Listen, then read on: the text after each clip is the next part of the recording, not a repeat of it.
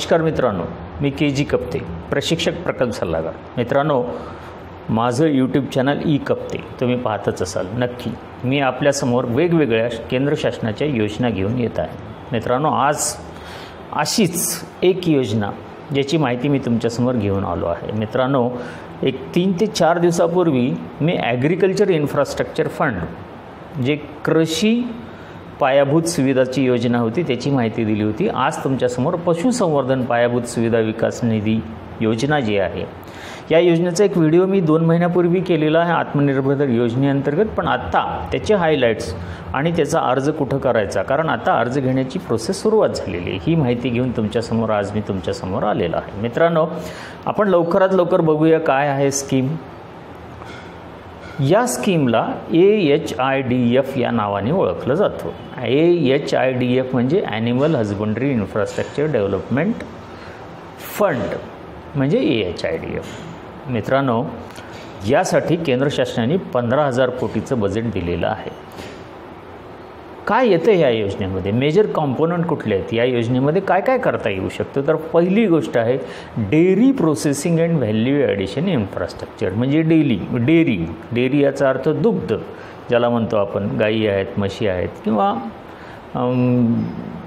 Majorly गाई म्हशी आणि त्यांच्यापासून जे दुधाच्या प्रक्रिया केल्या जातात त्या प्रक्रियाच्या ज्या गोष्टी आहेत ते ह्या मध्ये येतात. हे झालं डेअरी इन्फ्रास्ट्रक्चर किंवा ज्याला म्हणतो आपण डेअरी प्रोसेसिंग. आणि डेअरी प्रोसेसिंगमधलं जे व्हॅल्यू ॲडिशन आहे, इन्फ्रास्ट्रक्चर डेव्हलपमेंट आहे, त्यासाठीची ही योजना आहे. मित्रांनो, त्यानंतर यामध्ये दुसरा जो भाग येतो तो म्हणजे meat processing and value addition. Meat processing याचा अर्थ जे आपण म्हणतो की थोडक्यामध्ये पशुधनावर प्रोसेसिंग केली जाते. मग वेगवेगळे जे काही पशुधनच असं म्हणणार नाही, पण मटन प्रोसेसिंग थोडक्यामध्ये, तर ते प्रोसेसिंग यामध्ये येतं. आणि तिसरं कॉम्पोनंट याच्यामध्ये तर animal feed plant. Animal feed म्हणजे पशुखाद्य. पशुखाद्याच्या ज्या काही युनिट असतात त्यांना मदत करण्यासाठी ही योजना आहे. म्हणजे ह्या योजनेचे 3 मेजर कॉम्पोनंट आहेत. एक डेअरी इन्फ्रास्ट्रक्चर, दुसरं मीट इन्फ्रास्ट्रक्चर आणि तिसरं आहे ते पशुखाद्य ॲनिमल फीड. या योजनेमध्ये कोण अर्ज करू शकतो, तर फार्मर प्रोड्युसर ऑर्गनायझेशन म्हणजे FPO आपण ज्याला म्हणतो, प्रायव्हेट कंपनीज, इंडिव्हिज्युअल आंत्रप्रेनर. मित्रांनो, हा महत्त्वाचा भाग आहे. इंडिव्हिज्युअल आंत्रप्रेनर म्हणजे वैयक्तिक उद्योजक यामध्ये अर्ज करू शकतो. त्यानंतर सेक्शन 8 कंपनी. सेक्शन 8 कंपनी जे सेक्शन 8 कंपनी कशाला म्हणतात ह्या सगळ्या गोष्टीचा माझे बरेचसे व्हिडिओ आहेत, तुम्ही बघू शकता. तर सेक्शन 8 कंपनी आणि सर्वात महत्त्वाचा फॅक्टर जो आहे तो म्हणजे MSME म्हणजे micro small and medium enterprises. आता MSME कोणाला म्हणायचं याचासुद्धा माझा व्हिडिओ आहे. MSME अंडर रजिस्ट्रेशन म्हणजे ज्याच्याकडे थोडक्यामध्ये URN आहे, उद्योग आधार आहे, तो MSME सेक्टरमध्ये येतो. तर ही 5 घटक यामध्ये अर्ज करू शकतात. मित्रांनो, what activities can be covered under dairy sector. आता हे 3 कॉम्पोनंट मी सांगितले होते. त्या कॉम्पोनंटमधलं डेअरी सेक्टरमधले कुठले कॉम्पोनंट किंवा काय आपण घेऊ शकतो, तर पहिली गोष्ट आहे establishment of new unit and strengthening of existing dairy processing unit with quality and hygienic milk processing facilities. Establishment of new units म्हणजे नवीन डेअरी प्रोसेसिंगचे जे युनिट आहेत ते यामध्ये आपण घेऊ शकतो. Strengthening of existing dairy processing unit म्हणजे सध्या जे डेअरी प्रोसेसिंगचं काम करतात असे युनिट, त्या डेअरी प्रोसेसिंग युनिट जे सध्या आहेत त्या डेअरी प्रोसेसिंग युनिटला सुद्धा यामध्ये येऊ शकतात. त्यानंतर हायजिनिक मिल्क प्रोसेसिंग फॅसिलिटीज म्हणजे खूप चांगल्या प्रकारे हायजिनिक प्रकारे जे दूध उत्पादन करू इच्छिणाऱ्या संस्था किंवा युनिट आहेत ते यामध्ये अर्ज करू शकतात. त्यानंतर पॅकेजिंग फॅसिलिटीज और any other activities related to dairy processing. Packaging facility दुग्धाच्या बाबतीमध्ये, दुधाच्या पदार्थाच्या बाबतीमध्ये पॅकेजिंग फॅसिलिटीचे जे युनिट आहेत ते यामध्ये येऊ शकतात. प्रॉडक्ट डायव्हर्सिफिकेशन याचा अर्थ ज्यांचा ऑलरेडी उद्योग आहे ते प्रॉडक्ट डायव्हर्सिफिकेशन करू इच्छितात आणि डेअरी इन्फ्रास्ट्रक्चरमध्येच आणखी एखादी प्रॉडक्ट जर का ॲड करू इच्छितात तर ते सुद्धा यामध्ये येऊ शकतात. दी eligible entities can also avail loan for establishment of new unit and strengthening of existing manufacturing unit for value addition of the following milk products. याचा अर्थ असा आहे की जे युनिट आहेत त्या युनिटचं व्हॅल्यू ॲडिशन करण्यासाठी म्हणून ह्या योजनेमध्ये आपल्याला अर्ज करता येऊ शकतो. जे काही आपण दुग्ध आणि दुग्ध पदार्थाचं प्रोडक्शन करतो त्याचं व्हॅल्यू ॲडिशन करण्यासाठी आपण ह्या योजनेमध्ये अर्ज करू शकतो. What activities can be covered under dairy sector. ह्या डेअरी सेक्टरमधले कुठल्या ॲक्टिव्हिटी कवर केले जाऊ शकतात. तर मित्रांनो, आईस्क्रीम प्लॅन्ट जे एक टेंटेटिव्ह लिस्ट ह्या योजनेमध्ये दिलेली आहे त्याची माहिती मी तुम्हाला देतो. ते म्हणजे एक आहे ice cream unit, cheese manufacturing unit, ultra high temperature milk processing unit with tetra packaging facilities. मित्रांनो, ही जी हायटेक टेक्नॉलॉजी वापरून दुधाची लाईफ वाढवण्यासाठी जे टेट्रा पॅकिंग युनिट असतात त्या युनिटसुद्धा याच्यामध्ये येऊ शकतात. फ्लेवर्ड मिल्क मॅन्युफॅक्चरिंग युनिट म्हणजे दुधामध्ये आपण जे फ्लेवर ॲड करतो, फ्लेवर्ड ॲड करून जे बॉटल आणि टेट्रापॅकमध्ये मार्केटमध्ये दूध उपलब्ध करू शकतो असे जे युनिट आहेत ते यामध्ये येऊ शकतात. त्यानंतर मिल्क पावडर मॅन्युफॅक्चरिंग युनिट म्हणजे दुधाचा पावडर तयार करायचे युनिट यामध्ये येऊ शकतं.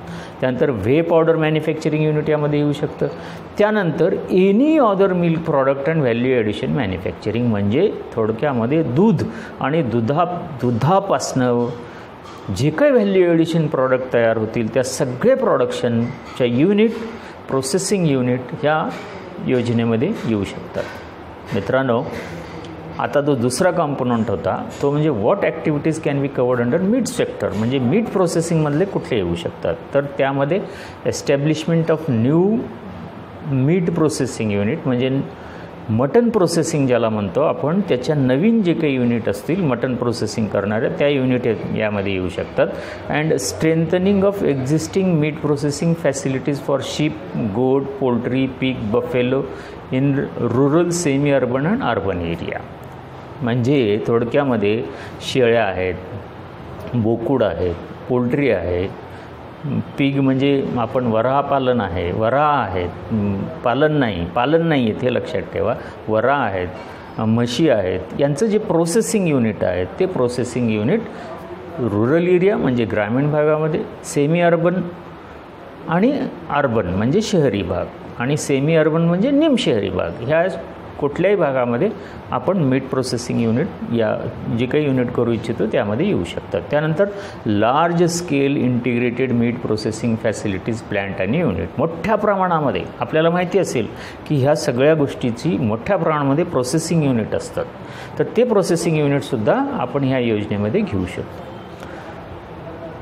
याच योजनेमध्ये आणखी म्हणजे मीट प्रोसेसिंग सेक्टरमध्ये आणखी काय होऊ शकतं तर प्रॉडक्ट डायव्हर्सिफिकेशन करणारे युनिट येऊ शकतात. म्हणजे ज्यांचं ऑलरेडी सध्या युनिट चालू आहे त्या लोकांना डायव्हर्सिफाय करून आणखी काही व्हॅल्यू ॲडिशन करायचं असेल मीट प्रोसेसिंगमध्ये तर ते युनिट करता येतात.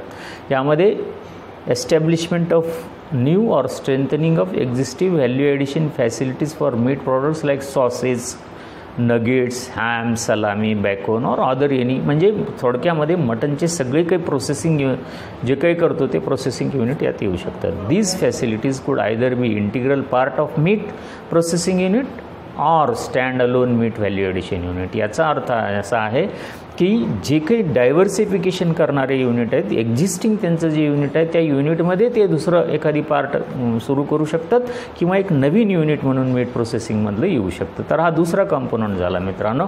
आता आहे तिसरा कॉम्पोनंट, महत्त्वाचा कॉम्पोनंट आहे ह्या योजनेमधला. तो म्हणजे establishment of animal feed manufacturing and strengthening of existing unit plant of following categories. म्हणजे सध्या जे पशुखाद्य निर्मिती करणारे उद्योग आहेत ते सुद्धा यामध्ये येऊ शकतात. नवीन पशुखाद्य निर्मितीमधले उद्योग आहेत ते सुद्धा यामध्ये येऊ शकतात. आणि ज्यांना सध्या चालू आहे आणि त्यात आणखी प्रॉडक्ट डायव्हर्सिफिकेशन करायचं ते सुद्धा येऊ शकतात. यामध्ये बघा establishment of mini, medium and large animal feed plant म्हणजे छोटे, मध्यम आणि मोठ्या प्रकारचे ॲनिमल फीड प्लॅन्ट यामध्ये येऊ शकतात. Total mixed ration block making unit यामध्ये येऊ शकतात. बायपास प्रोटीन युनिट येऊ शकतं. मिनरल मिक्सचर प्लॅन्ट येऊ शकतात.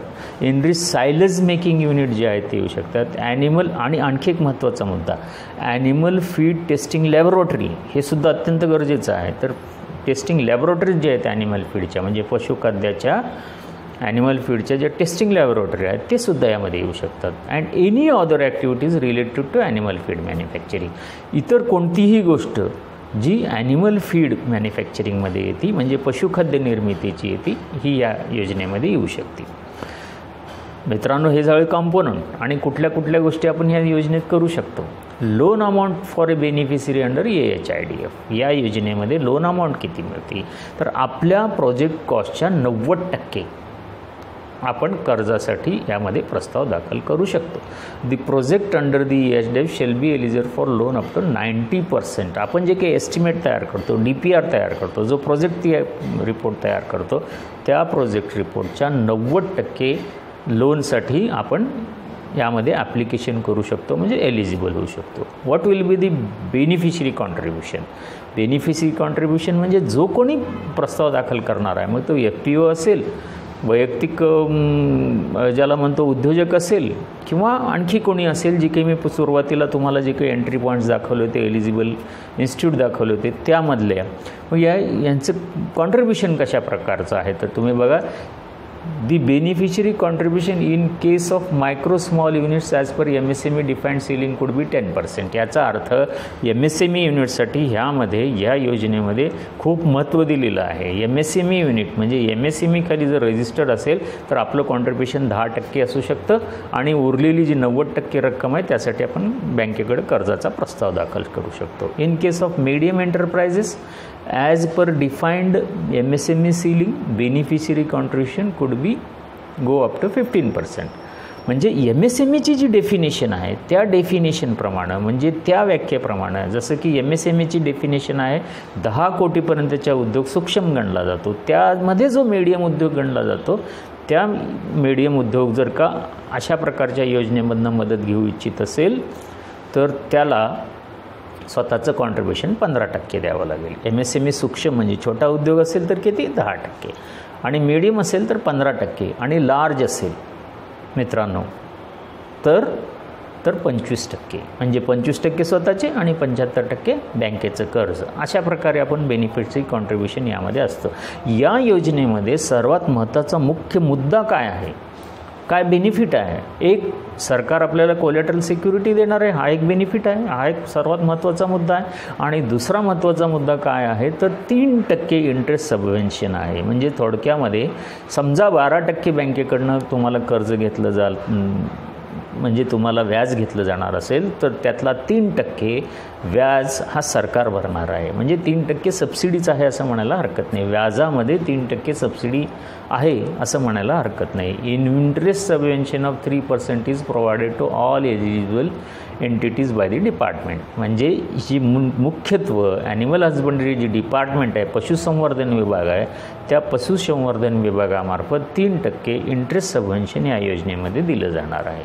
Interest subvention will not B allowed for the loan sanction for procurement of land, working capital and old machineries and vehicle for personal use. या योजनेमध्ये तुम्ही जो प्रोजेक्ट करणार आहात त्या प्रोजेक्टमध्ये जी काही जागेची किंमत आहे आणि वर्किंग कॅपिटल आहे आणि जुन्या मशिनरी आहेत किंवा वैयक्तिक वापरासाठी जे काही गाडी किंवा ज्याला वाहन म्हणतो आपण, यासाठी मात्र सबसिडी कॅल्क्युलेट केली जाणार नाही आहे, हे लक्षात ठेवा. म्हणजे बहुतेक आणि जास्तीत जास्त प्रमाणामध्ये मशिनरीसाठी या 3% इंटरेस्ट सबवेन्शन ह्या स्कीममध्ये गृहीत धरलं जाणार आहे. The eligible entities will not be able to get the interest subvention if the eligible entities is defaulter of repayment of loan amount in any given year. जर का आपण डिफॉल्टर असू किंवा तर प्रस्तावच करता येणार नाही. पण समजा हे सगळं प्रोसेस चालू असताना जर का आपण कधीही डिफॉल्ट झालो, म्हणजे हप्ते नाही भरले, तर मात्र इंटरेस्ट सबवेन्शन जे आहे 3% जे शासन आहे ते भरणार नाही. हा सुद्धा या योजनेतला महत्त्वाचा मुद्दा आपण लक्षात घेण्याची गरज आहे. मित्रांनो, यानंतर या योजनेमध्ये काय, whether any credit guarantee is provided under the scheme. Credit guarantee जसं मी आत्ता तुम्हाला सांगितलं, जे हमी शासनातर्फे घेतली जाते ती हमी घेतली जाणार आहे का, तर yes, the credit guarantee will be provided only for those projects which are viable and are covered under MSME defined ceiling. जे MSMEच्या डेफिनेशनमध्ये बसणारे उद्योग आहेत फक्त त्यांनाच, आणि जे व्हायबल आहेत म्हणजे ज्यांच्या प्रोजेक्टप्रमाणे जे व्हायबल आहेत, व्हायबल म्हणजे चालू शकणारे उद्योग आहेत, फक्त त्यांनाच त्यांचीच क्रेडिट गॅरंटी गव्हर्नमेंट घेणार आहे, हे लक्षात ठेवा. त्यानंतर the credit guarantee will not be provided to other beneficiaries who are not covered under MSME norms. जर आपण MSME नॉर्म्समध्ये बसत नसू, असा कोणता उद्योग किंवा MSMEचं आपल्याकडे कुठलंही डॉक्युमेंटेशन पूर्ण झालेलं नसेल तर अशांना याच्यामध्ये क्रेडिट गॅरंटी मिळणार नाही. हा एक महत्त्वाचा मुद्दा आपण लक्षात ठेवण्याची गरज आहे. त्यानंतर credit guarantee will be made available by NABARD. Credit guarantee कुणाकडनं अवेलेबल केली जाणार आहे तर नाबार्डकडनं. यामध्ये मित्रांनो सगळे बँका, शेड्यूल बँका यांच्यामार्फत आपण ह्या योजनेमध्ये जाऊ शकतो. What will be the maximum repayment period, म्हणजे आपण जे काही कर्ज घेणार आहोत बँकेकडनं असेल किंवा दुसऱ्या फायनान्शियल इन्स्टिट्यूशनकडनं असेल ह्या योजनेअंतर्गत, तर त्याचा मॅक्झिमम म्हणजे आपण किती वर्षापर्यंत परतफेड करू शकतो. शासनाने हे नियम दिलेला आहे, तर जास्तीत जास्त 10 वर्षाचा कालावधी परतफेडचा असू शकतो. Moratorium period of 2 years on repayment of principal amount जी आहे त्याच्यावर 2 वर्ष मॉरटोरियम पिरियड भेटू शकतो. मॉरटोरियम पिरियड म्हणजे ज्या सुरुवातीच्या कालामध्ये आपल्याला हप्ता फक्त व्याज भरायचं आहे, मुद्दल भरायची गरज नाही, हे 2 वर्ष तो धरून या योजनेमध्ये 10 वर्षाचा आपल्याला रिपेमेंटचा पिरियड भेटू शकतो. मित्रांनो, who can an entity submit a proposal and what is the process. अर्ज कोण करू शकतो? मी सुरुवातीचे जे पॉईंट सांगितले होते तुम्ही लक्षात ठेवा.